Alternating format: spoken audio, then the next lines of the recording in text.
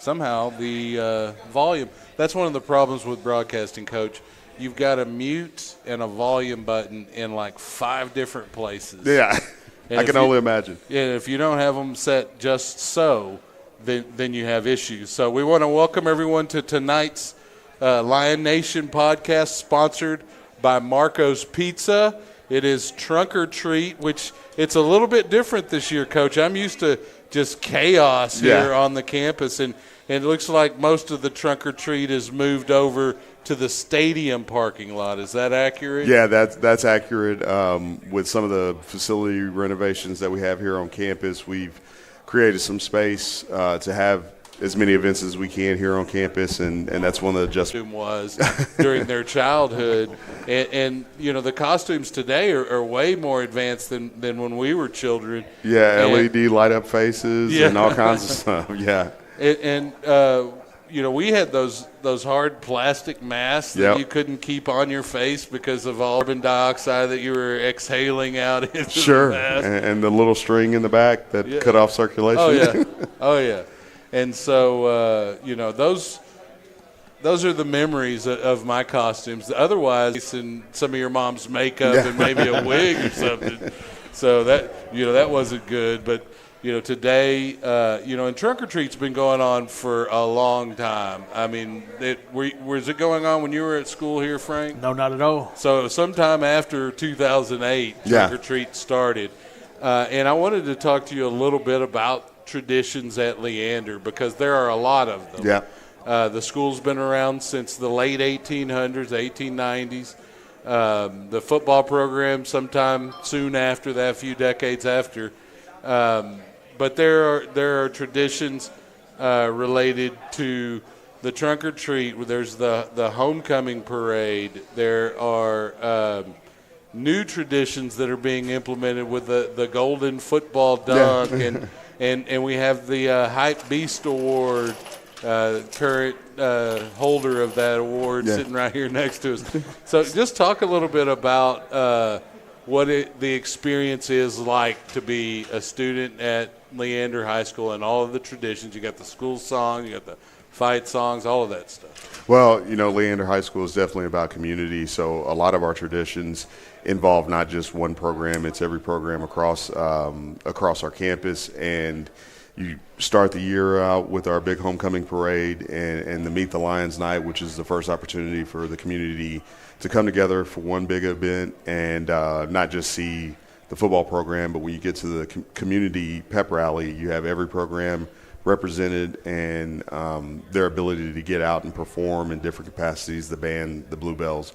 And so from there, it moves on to other great events like this Trunk or Treat night, which is good to interact with some of our younger kids in our program. And each of our spirit groups do a good job of helping egg those programs along. We have greeters at elementary schools that happen here every few weeks from different groups. Our cheerleaders, the football program, Bluebells, they get out into the elementary. So it's a lot of different ways and opportunities for us to interact with the community and just continue those traditions that we have. And, you know, anything new is always exciting, but it's all built on something that's happened before. Well, and you theme the games, game day.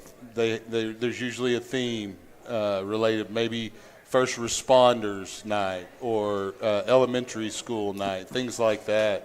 Kind of expound on that a little bit. I know for me personally, I'm always confused because there's so many nights that there's more nights than there are games. And so sometimes you have to kind of group a couple of groups together for that recognition. But I think it's important. Yeah, every year just depends mostly on kind of how our schedule shakes out in terms of how many home games we're going to be able to have in any given year. And for each of our home games, we have something that is positive to represent our community. I think our middle school night or our elementary Future Lions night is always pretty cool to have that many young students, not just athletes, but also future cheerleaders and members of the drill teams and band all in one place. creates a crowded sideline for a little bit of time, but it's cool to have them all, and it's always a great picture. First Responders Night, our local police and fire department are heavily involved in our day-to-day operations in terms of keeping school safety, so it's always good to recognize those groups. And then you have some pretty national events like Pink Out, right, which is for breast cancer, that we always want to take an opportunity to represent as well. It's a lot of events. Yes, sir. It's hard to keep it straight. Now, Coach Hogan has done something this year that we haven't had in years past, and she's basically taken a little bit of a role of a sports information director almost for the football program at least. I'm sure she's going to be preoccupied once soccer season gets underway, but so maybe not in basketball like I'm hoping. But it's nice to have that resource at your hands, and it also shows to me, having been around the program for a little over a decade, advancement of all aspects of the program. You know, most people focus on wins and losses, and deservedly so. You know, that's the goal, right? Right. You want to go 1-0 every game, but there's other aspects to it. You're developing young men to be citizens, husbands, good sons, brothers, cousins, just a friend in a time of need, or for some of them, eventual first responders. So talk a little bit about that aspect of your job and how you manage that.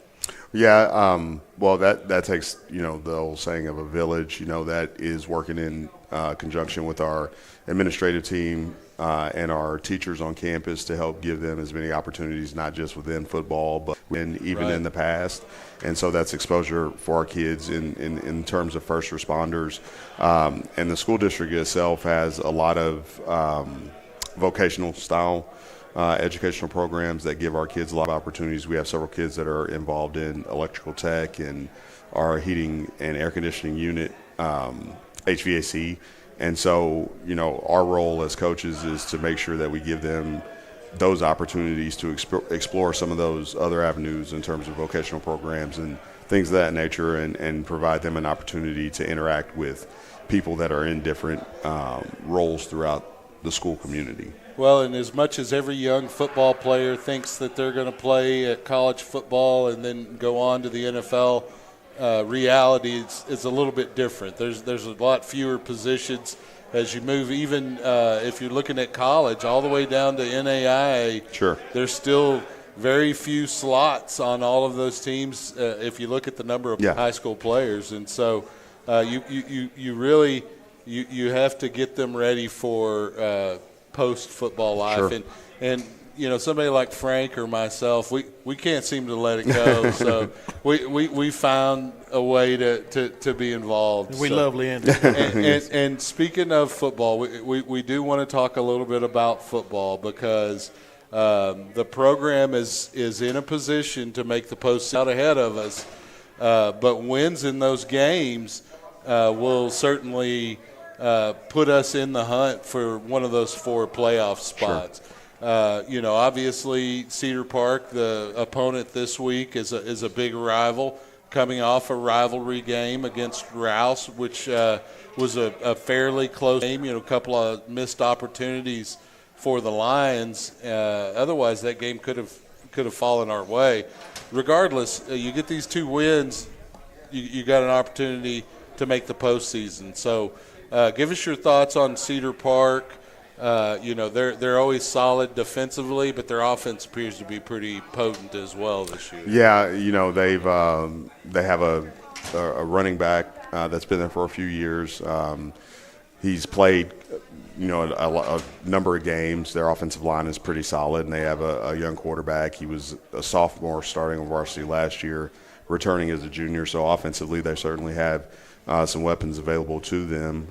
Defensively, they're pretty solid. I mean, Cedar Park is going to do what they've done probably since you played. I mean, they're still 3-4, and they're going to bring some edge pressure and try to mix up the coverages in the back to try to create some distortion for the quarterbacks. But, in terms of matchups, and most games are about the matchups. Right. We match up well with them in terms of athletes out on the edge. And, it's going to be a physical, tough game in the trenches with both lines that we'll have to focus on. Well, and we've seen the Lions have the most success when they've been able to run the football and slow the run down. Yeah. I mean, it's next to impossible to stop some of the rushing attacks that we've faced this season. But again, the success seems to hinge on the success that we have on either side of the football when it comes to the run. What are your thoughts on that? What are our keys against Cedar Park? Yeah, I mean, obviously the most important thing defensively is being able to prevent just the surge that they've had in some of their previous games in terms of their offensive linemen. I mean, they work very well in combos to try to move defense a hold up there. Our linebackers overall have had a really, really good year in terms of stepping up and filling gaps. And so, you play a rivalry game like this, you're going to step it up a notch, but they are fully capable because they've done it a lot this year.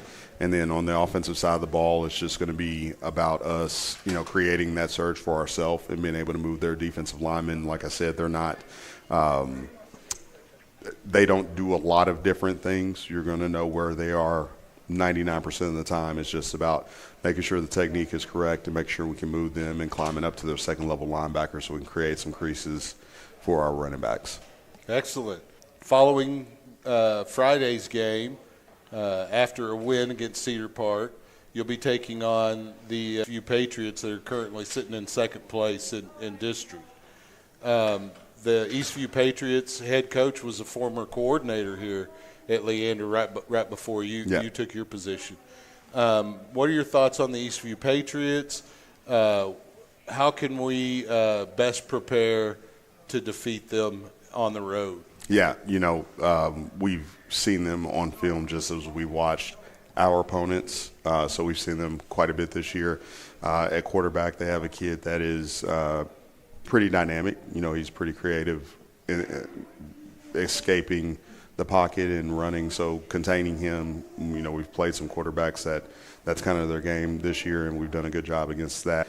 Defensively, they're going to bring a lot of pressure. They're a high-pressure system, and so it's going to be picking up some protections that are a little unique, some that we haven't seen a lot before. Like I said, Cedar Park is pretty standard. Where they're going to be.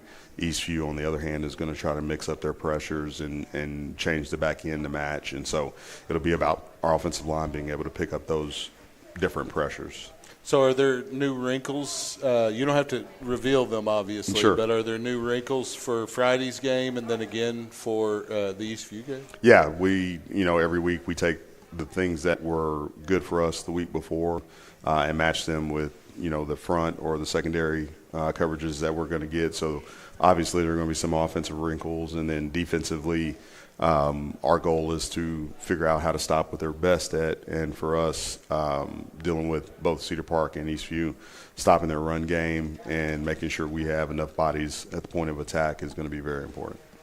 All right, Coach. Well, good luck. Yes, sir. Appreciate it, guys. Thanks, Coach. Yep, and I got our building principal's going to jump on, Mr. Simpson. Okay. Yeah. All right. Well, looks like we're having a little bit of internet issue. Get that for you. So I'm going to move Hey, Mr. this. Simpson, how's it going? Good. How are Funny y'all? to finally meet you. Nice to meet you. I live next door to your dad and mom. Do you I lived really? across the street from your grandma for the longest. Miss Winkley. Oh yeah. Yeah, but she had the old Roadrunner on the fence we'd always watch when we were younger. She absolutely did. But, It's the same Miss Winkley that her husband is who Winkley Elementary is actually named after. So Okay. yeah, Along yeah. with the Winkley, the Winkley's hardware Winkley's stores. hardware store and all of it. Yeah, Okay. I've been around here a minute. Yeah. No, it's always good seeing your dad out there. He's always leaving out stuff in the street for free. You Yes. know, or a price tag on there. Price tag on it. He builds those wood racks over there, and he's very proud of it. So he's a former iron worker. After he left Vietnam in the early 70s, he was discharged. He left he left Vietnam. His dad was an iron worker. His dad, my grandfather, was an iron worker, and so he spent most of his time overseas in Greece and learning the trade. And so growing up, I was always I lived in Wyoming. I was born here because Mom wasn't going to have me in Rock Springs, Wyoming. So she made us made Dad drive us back and take a furlough and drive us back to Austin. Now, little brother, he was born in Rock Springs because then she didn't care after that. Right.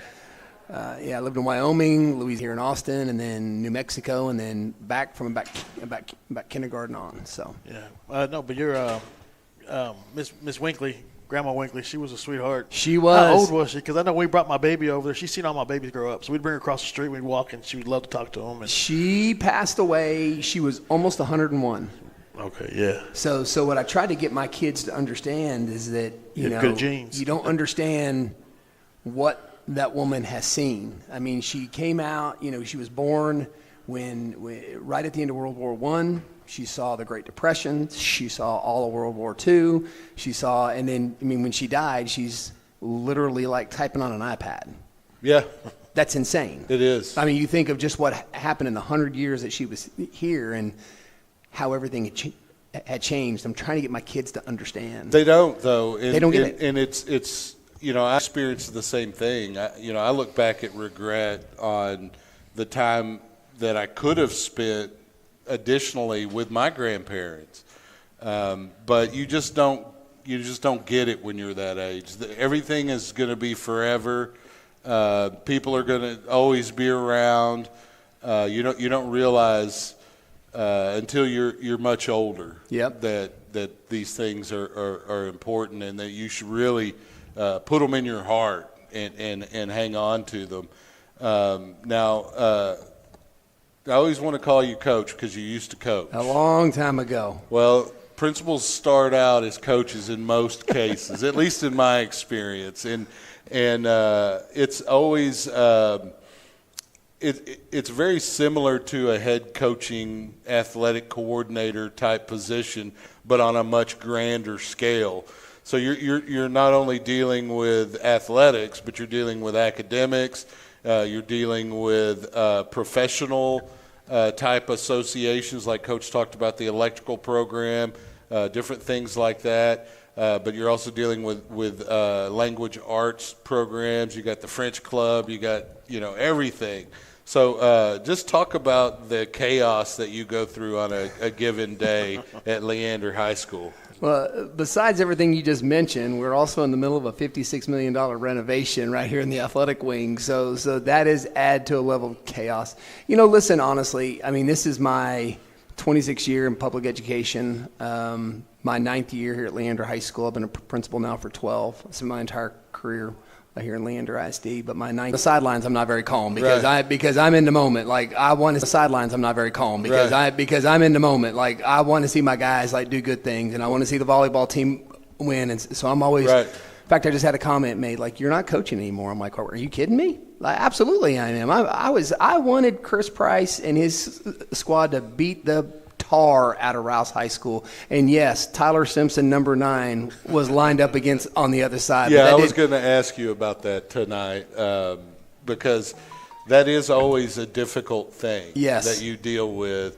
I mean, even not even family. I'll just give you an example. When I first moved here, being a Midway Panther, I hated Leander. Yeah, and so we hated each other at one point because in the late '80s and early '90s we were in the same district. Right, and that's why I didn't like Leander, and Cedar Park wasn't in existence when I played. So the first 3 Leander games I attended from living in the community, I rooted for Cedar Park, admittedly. And since okay, we're done with this interview. Yeah. Well, and I'll tell you a little bit more. How much it's changed. So when I realized, this is a good community and it's a good school district, and I like what's ahead of my children, I just wanted to be a part of it all, and it's difficult to find that spot. And once you're just like, no, I don't want to do this anymore, but now I do. But ultimately, the whole point is I learned to love the Lions.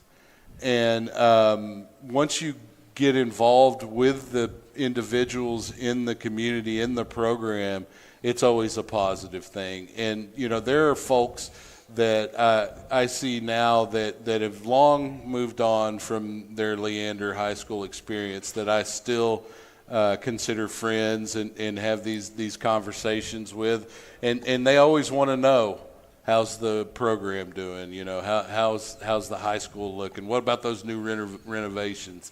And so it's really neat to get to be a part of all of this. Yes. So anyway, so I did, as a Midway Panther, I did not like Leander for a while. You and everyone else. Westlake didn't like Yeah, us. a lot of Cedar people Park, did. yeah. There you go. CP means Absolutely. can't play. And that's what we tell them back in the day. I'm not going to comment because Yeah, Mr. Sloan no, may I be know. listening, but I have another thing that I had to remind myself I can't say. So Okay. Coach Price is we'll over keep there it laughing fair. because he knows exactly where he knows where my head is. So Hey, like I said, Westlake back in the day, they were the same way. We played against Nick Foles when he was out here. Oh, yeah. And all their signs were saying, Leander, trailer trash. I was like, all right, that's fair. that's fair. We're going to see what happens after this, though. That's fair. We end up giving them a beat. Take that with you back to Westlake. So we know nobody likes Leander.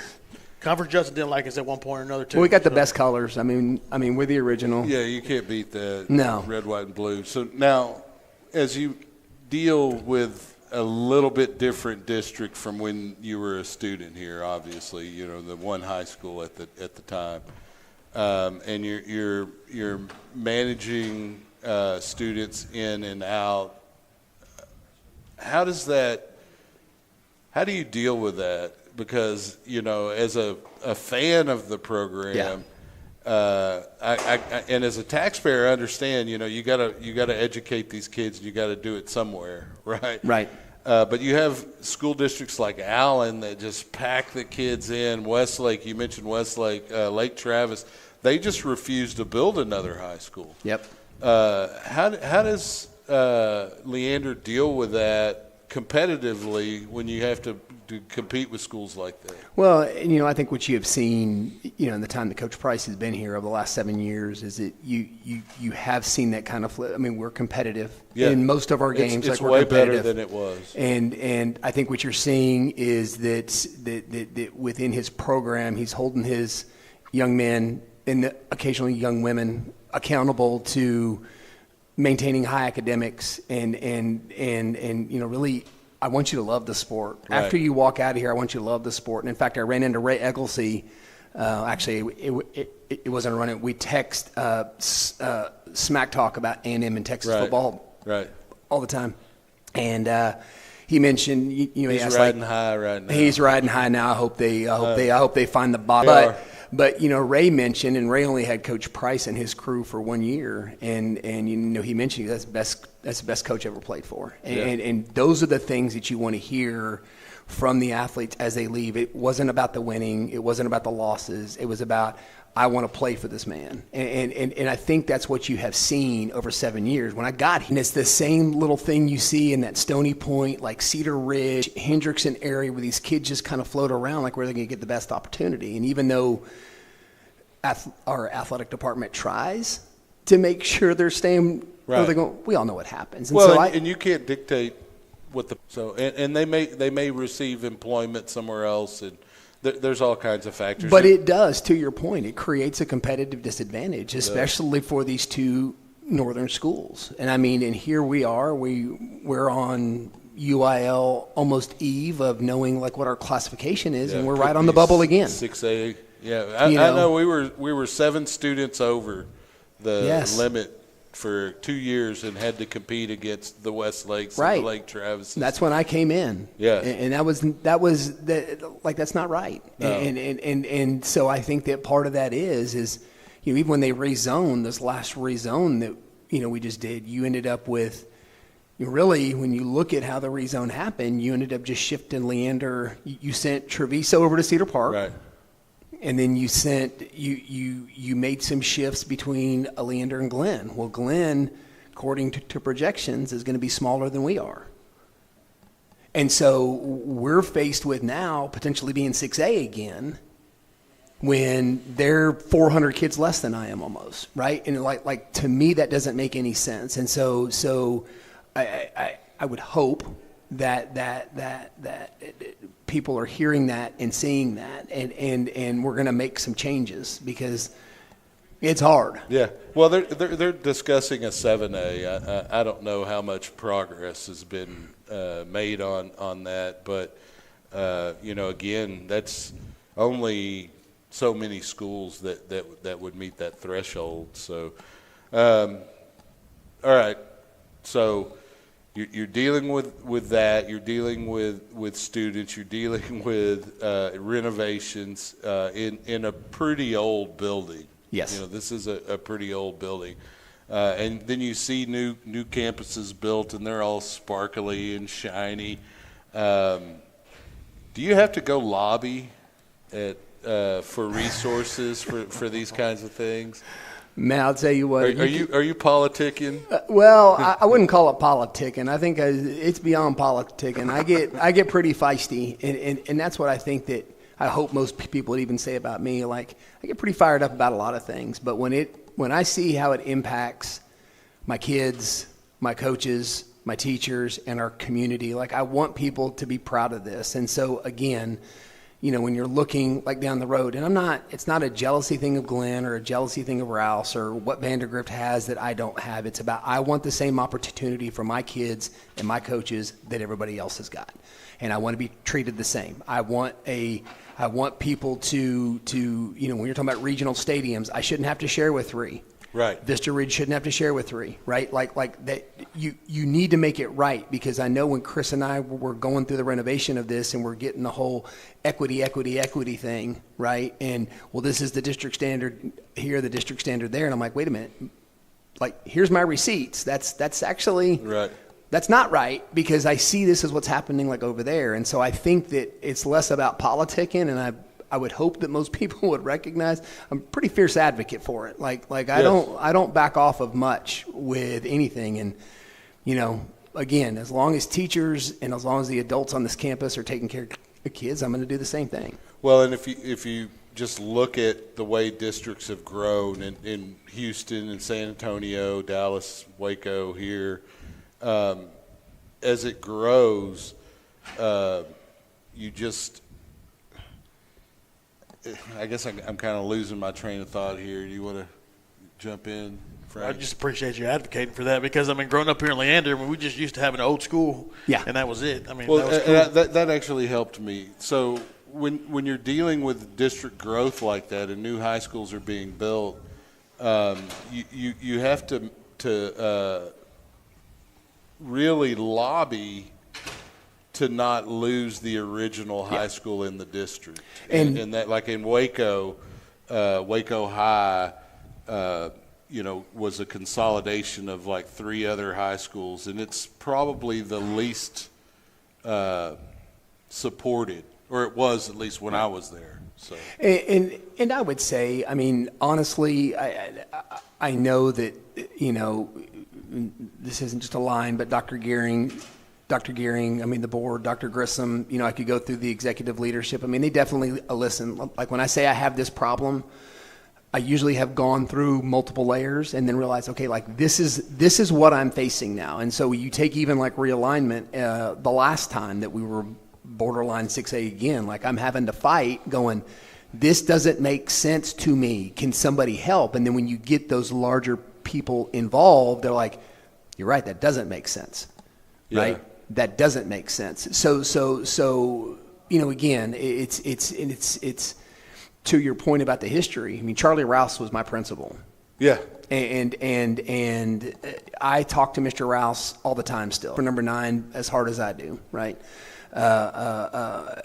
And I have to find a way, as we're redesigning this thing, to how do we hold on to what we were back in 1984, right? But while we're also creating opportunities and experiences for our kids to make sure they're getting what they can get right up the road at Glenn. Yeah. Well, as cool as the 80s were, a lot of kids don't realize how cool they were. That cafeteria was real awesome in 1989. I'll tell you right now, it fits about 300 kids, right? Yeah. And so, but that is one of the things that you face, like being an older building. And it's not a woe is me thing. Right.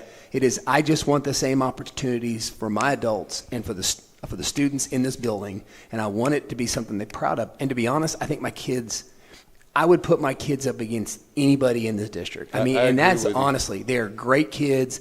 They're respectful. Yeah, you've got kids that are going to do stuff they're not supposed to. That is part of being in high school. Yep. But we got great kids, and they really do take pride in the fact that they're Leander High School students, and I love that. All right, well, Mr. Simpson, I almost called you Coach Simpson again. Well, Simpson.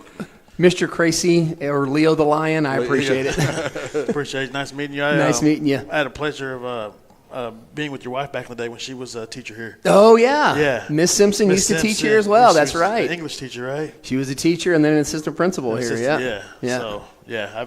They've long forgotten about her. Don't tell her I said that. Well, she probably hadn't forgotten about Frank, though. No, she was not happy that I was sitting on the Leander High School sideline all Friday night. She sent me when Tyler missed the tackle on Aiden Passy. And I gave him all kinds of grief about that, and I actually laughed with Aiden about it. She texted me a mad face because she saw me get excited, and I was like, well, it wasn't against my son. It was literally like I was glad that Aiden caught it and broke the tackle. Right. That's awesome. Know where your loyalty lies. And I don't want to see Josh Mann make the playoffs. I want to see Chris Price make the playoffs, to be honest. Sometimes the couch is comfortable. Most of the time. There you go. Thanks, guys. Yes, sir. Thank you. Now, is that it, or we got another? Oh, we got a player. Young buck. All right. There you go, boss. We've been up and down internet-wise, so hopefully this goes out well for you. It looks like we've kind of leveled off a little bit. So what was your? Go ahead and tell the audience your name. I'm Jackson Arnold. I'm number 6. Used to be number 13, but yeah, I switched. Any reason? I mean, the funny reason is that I'm number 6, and the other safety, Tyler Mormon, is number 7, and 6'7". I don't know if you know about that. Yeah. I can't hear enough. At the table all the time, the kids are always talking about 6'7". I guess you'll have to tell me a little bit later, Frank. I guess I've reached the age of being old it's enough over your to head. not know stuff like that. So Jackson, where's all of your friends? Are they out trunk or treating? Yep. They're out handing out candy to all the little kids, supporting the community, having fun, I guess. I just got to sit here. I wish I was out there. Okay, you'll be out there soon enough. Yeah, we'll be quick. We'll try to keep it short for you, but thank you for coming on. Yeah. Oh yeah, of course. Good night, everyone. Yeah. No, okay. So let's talk a little bit about your experience in the Lion football program. How long ago did you start playing football, and when did you know you were going to be a Leander Lion? I started playing flag football in like 1st grade. Played that all the way up into 6th grade until middle school. Whenever 7th grade, my first year of tackle football, I played quarterback throughout middle school. And then freshman year in high school, I was like, yeah, I really like football all these years. I think I love it, and I'm going to play in high school. But then freshman year, Coach Lopez and all the defense coaches convinced me to switch from offense to defense. I thank them for that. Big change, good change, because I love defense, safety. It's really fun going out there and hitting people. So do you not play any defense in middle school? No, I was just quarterback. Just quarterback. Yeah. What middle school did you go to? Running Brushy. Oh man, that's the middle school. Right. That's the one back here. That's the one that we used to beat up on. Right. So when you first played defense, and you first got to deliver a blow on somebody, talk about how much better it feels to deliver the hit than to be the guy absorbing the hit. Oh, it's a great feeling. For everybody who hasn't hit somebody very hard in full pads, it's a great feeling. You just get that sense of adrenaline, and you just get really hyped up, and it's great. I love it. Soul snatcher, huh? Yeah. That's what I'm talking about. I always called it Baptized. snot bubbles. There you go. Snot bubbles or baptizing. So now what was your position again? I'm a free safety. Free safety. Yeah. Okay. Now, so you're dealing with a lot of coverage, which means you're doing a lot of running. Give us your thoughts on all of the conditioning that you have to do and the shape you have to be in. Because I mean, a couple of the last couple of teams that we played, they ran a lot of deep routes. Yeah. Yeah, like Lake Belton, I know you're talking about. Yeah, for sure, have to be really conditioned, especially whenever you're playing man on these people and they just run down the field every play and you're just getting gassed. So, yeah, in practice, the coaches have us do, we call it scramble drill, and they snap the ball and the quarterback runs around for like 10 seconds and the receivers just run across the field and you just have to follow them and it gets you in pretty good shape, and I think that helps a lot. It's amazing how long 10 seconds is when you're having to do something like that. That's like a whole minute on the field. Yeah. Who's been the best receiver you faced this year? Best receiver? Oh, definitely the Lake Belton number 4. That guy he was just really fast. He was the fastest guy That's I've the faced. Davis. Yeah, I he's think a it was, sophomore. Auburn Davis or something was his I name. don't remember, Yeah, but he's a youngster. He's going to be around for another couple of years. yeah. So he'll be a headache for us if the we stay, UIL yeah. redistricts us with them. So do you miss offense at all? Do you ever lobby to like, hey, coach, let's run a little wildcat and put me in? No, I mean, I haven't really thought about offense since freshman year. I've completely changed, to be honest. It's full defense now. So Not even it's just all your all whole defense, yep. They don't put mental you- attitude and everything. Yep. They don't put you in a rotation for offense at all? Because back in the day, you were split up, but you would still be like the third string receiver or something. Nope. You guys get to do strict just defense the whole time? Yeah. Okay. That's pretty good. That's pretty awesome right there. So have you gotten any interest in playing college football at all? Shriner University, one of their coaches came up and he was talking to me, and yeah, he asked me to come down, but I haven't really explored much further than that.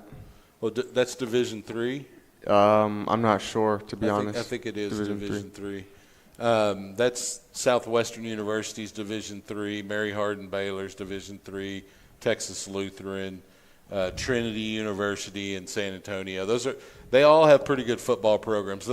The resources aren't always on the level as some of the better high schools in the state, but it is if you really love the sport and you want to play in college and you're not getting any interest from those D1 and D2 schools, as long as your academics are good, you can go to a Division III and still get academic scholarships. Yeah. So, and there, like I said, there's a lot in the area, so relatives that are nearby, your old coaches, would get to see you play on a Saturday or Yeah. something.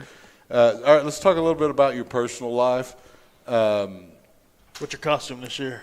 Yeah, I don't actually have a costume this year. What age do you stop at, the kids these days? Because I got a 7th grader. You're just like, he's not Friday, but Yeah, to be honest, I think it's high school. Once I hit high school, I That's just it. stopped trick-or-treating. there you go. so we asked Coach earlier what was his favorite costume as a child. So what was your favorite costume during your Halloween experience? I think I like my Indiana Jones costume a lot. I was like kindergarten and first grade. I don't really remember, but You just like rocking a fedora? I had the hat and I had the whip, and I remember we're just going around whipping everybody. And Well, that's a defensive attitude right there. So you just get out there and provide some punishment to everyone. Okay, so what's your favorite class? I like math class. Yep, calculus. Any calculus. So you're going way deep into the math. So Yep. what is your potential major in college? I'm looking into mechanical engineering, Is there a particular school you're interested in? either UT or A&M. UT or A&M? What are you So gonna two do of with the the- bigger ones in the state? What are you going to do with that mechanical engineering degree? You going to build something, be an inventor? Yeah, I guess so. I haven't really figured that out yet. That's for after What college. made you want to do that? I like putting together stuff. I built PCs. I like building cars. Just like mechanical engineering type of stuff. There you go. So do you think you could be an inventor one day? I mean, maybe. Have you ever tinkered with stuff, take things apart? Yeah, I've done that, but inventing a whole new thing is pretty hard. Yeah, So I would imagine so. we'll see about that. Oh, you can do it. All right. Well, do you have anyone you want to shout out? Shout out all these dudes.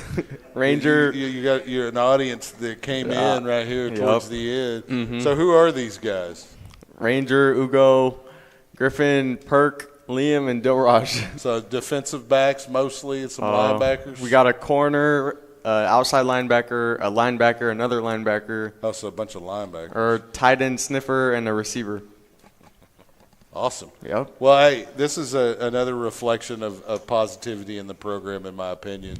Camaraderie, fellowship, and brotherhood. That's where it's at. So I want to thank everybody for tuning in tonight to the Lion Nation podcast, Trunk or Treat edition. Want to thank the game, or you can't for some reason, make sure you tune in. We'll bring it to you live.